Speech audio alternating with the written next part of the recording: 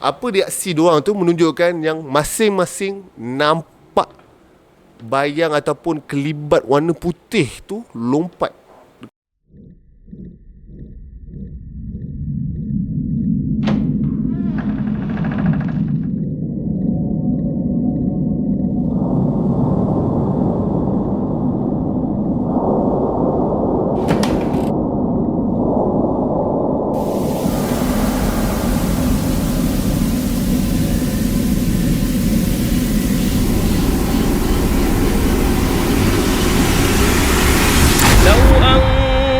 أنزلنا هذا القرآن على جبل لرأيته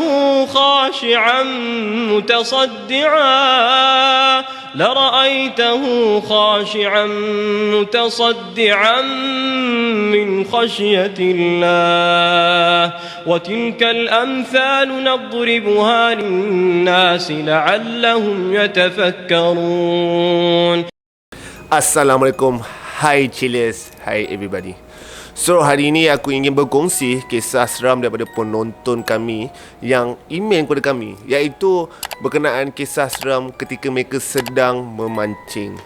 So kisah hari ini adalah kisah seram di mana 5 sahabat ni, diorang ni 5 ni orang kata sedang melanjutkan pengajian ke peringkat tinggi lah kan. So mereka ni macam balik ke kampung cuti semester. Macam korang cuti semester balik jumpa kawan-kawan kampung and then plan something yang korang minat. Macam contoh 5 orang sahabat ni, diorang ni hobi diorang adalah suka memancing. So 5 sahabat ni plan untuk memancing di balik batu. So aku sendiri pun seorang pemancing juga dahulu. Aku pernah mancing juga dekat area situ.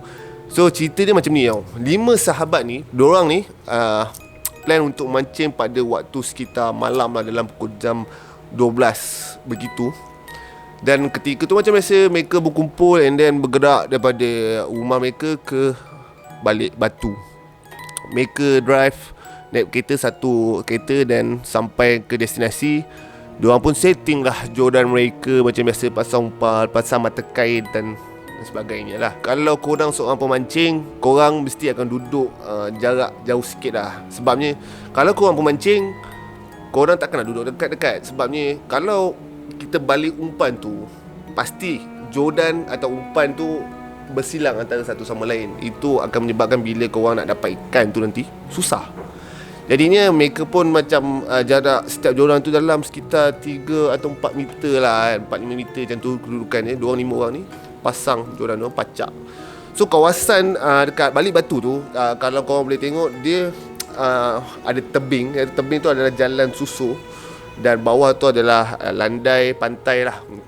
Korang kena turun daripada tebing tu untuk memancing dekat tepi pantai tu. So diorang pun turun pasang jodan. Pasang jodan macam biasa. Lepas dah pasang semua, diorang pun naik balik ke tebing, duduk lepak, sembang-sembang berkenaan ada macam-macam. Korang macam orang lelaki nak sembang apa je kan. Kalau tak kisah sembang, kalau diorang tak sembang pasal perempuan cengih, mesti diorang sembang pasal game.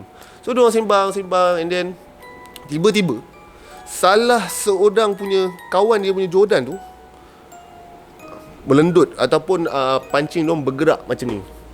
Pam. So dia nampak, oh dah kena ni, dah memang kena ni. So pun kawan dia pun turun dengan excited, turun tarik mancing tu. Tarik kosong. Dan dia macam tadi nampak macam ikan besar sambar. So dia macam positifkan fikiran. Dia kata mungkin anak ikan yang main, tapi umpan masih ada. Umpan dekat jodan dia masih ada. So dia macam biasa tu anak-anak ikan nak main umpan kan. So dia pun macam balik, pasang balik, lempar balik, pap, letak. So lepak. Diorang pun lepak lah kat tepi tebing tu macam biasa, sembang sambil tu isap rokok. Pap. Kali ni jodan kedua kawan dia pula melendut macam ni dan bergoyang. Pap. Oh, kawan dia punya excited. Sebab apa? Sebab jodan yang kedua tu dia letak lonceng tau kat atas. So bunyi, dengar bunyi lonceng cing macam tu lah kan. Dia pun excited turun ke bawah. Apa lagi angkat, tarik jodan tu. Tarik jodan, pap. Masih tak ada ikan. Dan dia rasa macam pelik. Aku nampak ni, masing-masing pun nampak jodan dia melendut, seolah-olah ikan dah sambah umpan dia. So dia pun macam, aduh, ni anak ikan lah ni kan. Dia macam selalu kebanyakan anak-anak ikan gelama lah, anak-anak ikan gelama yang akan makan umpan korang tu lah. So dia macam, tak ada apa lah kot. So lepak lagi mancing. Dan kali ni, masa diorang tengah lepak isap ukuk, diorang nampak satu susuk ataupun kelibat warna putih lah. Diorang pun tak boleh nak describe bentuk tu macam mana, sebabnya tak nampak dengan jelas. Yang diorang boleh describe kan hanya benda putih melompat di setiap joran mereka sambil goyang joran tu. Pap, lompat lagi, pap, lepas tu terbang. Maksudnya 2 joran benda tu sambah dengan jelas mata diorang. So diorang tak tegur tau masa tu. Diorang just pandang kiri kanan macam, yelah, korang duduk rapat-rapat kan, pandang So diorang tak tegur. Tapi apa reaksi diorang tu menunjukkan yang masing-masing nampak bayang ataupun kelibat warna putih tu lompat dekat joran tersebut. So diorang pun macam diorang pun relax sat ukuk ni. Pap. Diorang pun tengok lagi umpan diorang masih ada. So joran diorang pun diorang tengok tak terusik umpannya, dan diorang baling. Pap. Dan kali ketiga ni diorang lepak dekat tebing tu dan rapat-rapat duduk, sebab diorang dah macam rasa tempat ni something wrong ni. Malam ni memang ada yang tak kena. Dia macam lepas tu apa lagi, kali ni diorang pun bakar rokok lagi dan tengok joran masing-masing. Macam kau duduk kat tebing, kau kan nampak tak luas joran-joran kawan-kawan korang. So masing-masing perhatikan joran kawan-kawan yang lain, diorang pandang.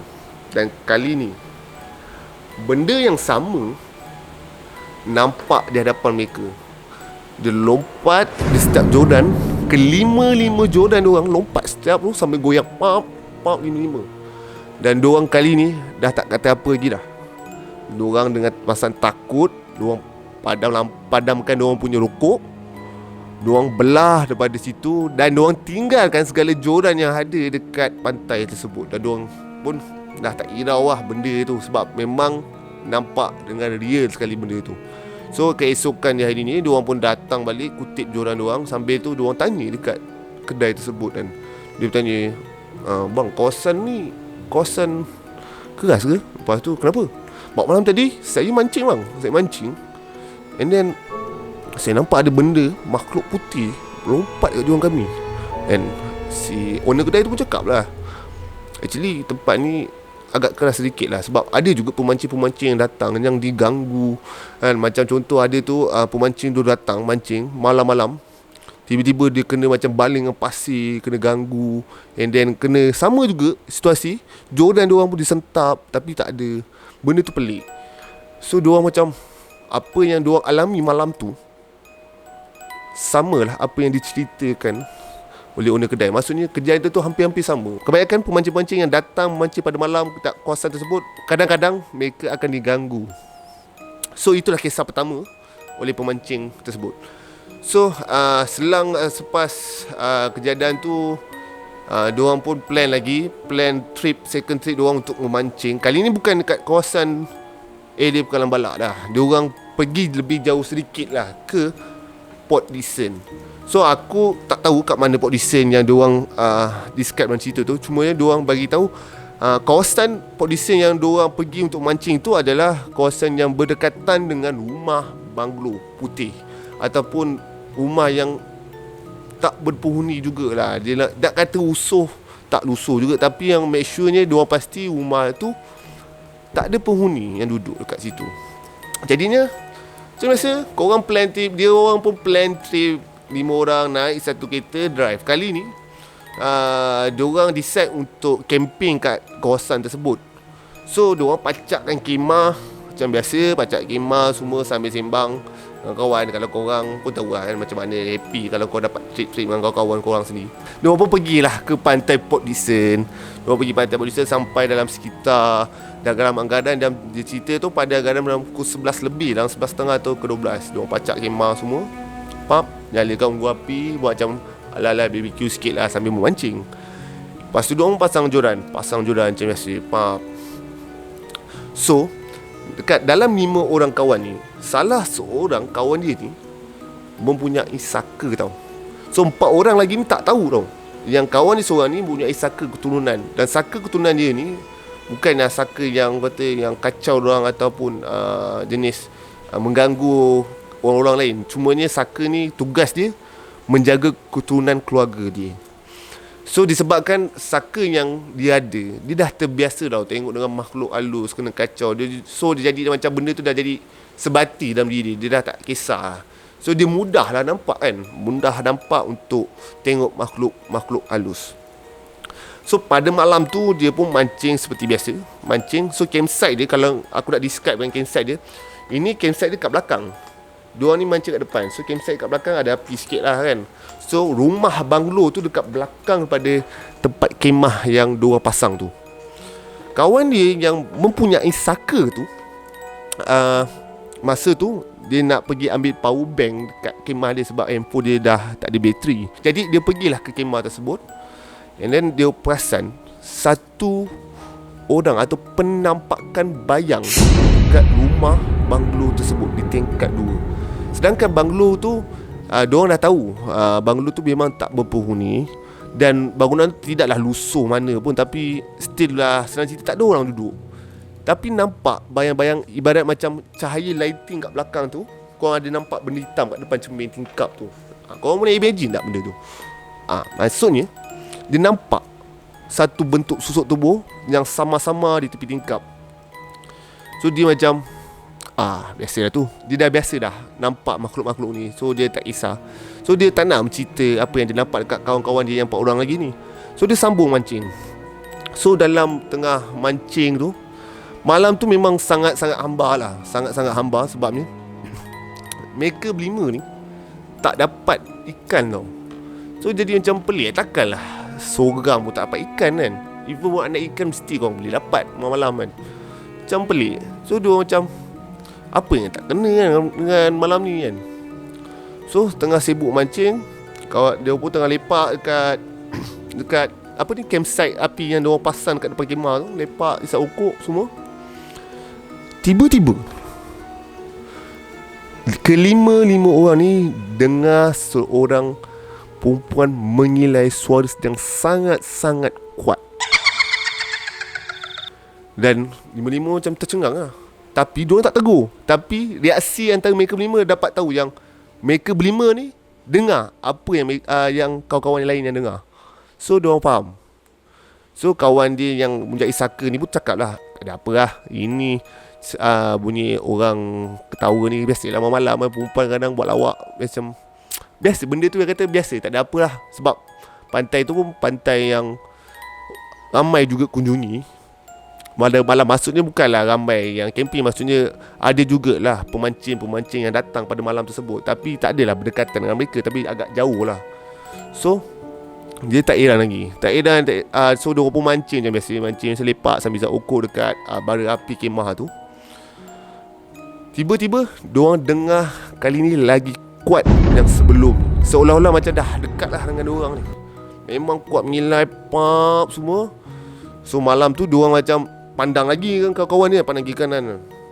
Reaksi diorang macam macam nak cakap tapi tak nak tegur kan. Sebab orang tu dah pesan jangan tegur kalau nampak benda tu. Dia macam so mati kat situ. So dah sampai 2-3 pagi pun diorang mancing still tak dapat ikan. Sampailah diorang dah decide, okay, kita lepak tidur je kat kemah, tidur. Keesokan paginya pula diorang pun bangun, sarapan macam biasa semua. And then kawan dia ni yang saka ni, yang ada punya saka ni, pergi mencari umpan lah, umpun-umpun kat kedai berdekatan area Port Dickson tu. So brother yang jual umpun-umpun ni pun tanyalah dekat kawan dia ni, abang mancing kat mana bang? Oh, saya mancing dekat kawasan yang ada rumah banglo tu, area kat situ lah saya mancing. Lepas tu orang yang jual umpun-umpun tu terkejut, abang mancing kat situ ke apa? Abang mancing bawah hari ni ke apa? Lepas tu jawab, tak lah, saya dah mancing semalam. Kali ni nak repair lah, sebab tak puas hati lah, tak dapat ikan daripada semalam. So dia macam, abang mancing pada semalam dan abang hari ni nak mancing lagi. Dan dia pun macam pelik lah, kenapa soalan tu ditanya pada dia kan. Lepas tu dia jawab, kenapa? And then owner jual umpun-umpun tu pun cakap lah, kalau abang nak tahu, malam tadi kecoh gila bang. Kecoh pasal apa ni? kecoh di mana pemancing-pemancing yang mancing kat area situ dengar orang mengilai sangat kuat. Abang tak dengar ke? Dan dia macam tergamam. Sudah. Agaknya benda yang aku dengar tu betul lah apa yang brother ni cerita kan. So dia pun cerita lah dekat kawan-kawan dia benda tu. Malam tadi yang kita dengar yang benda nilai tu sebenarnya betul tu. Ramai pemancing-mancing belah selepas dengar benda yang menilai tu.